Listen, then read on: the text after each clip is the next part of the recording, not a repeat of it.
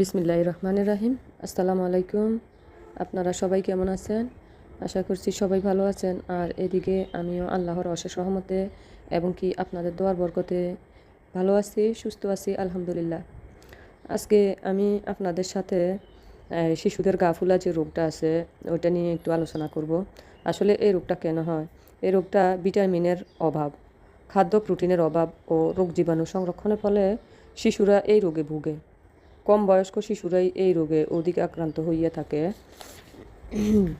শিশুর পায়ে পানি জমে, হাত শুকনো থাকে, মাংসপেশি দুর্বল ও ঢিলা হয়, চুল পড়ে যায় ও বিবর্ণ হয়, চামড়া খসখসে হয়ে যায়, রক্ত স্বল্পতা হয়, শিশু খেতে চায় না, খেলতে চায় না, ওজন কমতে থাকে, যকৃত ও স্পৃহা বড় হয়, ফ্যাট ফুলা দেখায়, শিশু প্রায় ফ্যাটের ফিরায় ভোগে, পাতলা পায়খানা হয়।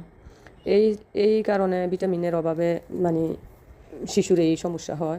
তো এটারও একটা চিকিৎসা আছে।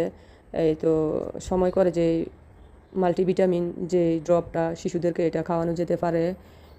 বয়স অনুযায়ী 15 থেকে 30 ফোঁটা করে দৈনিক 1 থেকে 2 বার মাল্টিভিটামিন খাওয়া যেতে পারে। আর জীবাণু সংক্রমণের জন্য এজিথ্রোমাইসিন সিরাপটা খাওয়ানো যেতে পারে। এটার ডোজ হলো 1 চামচ করে দিনে বা রাতে 4 বার।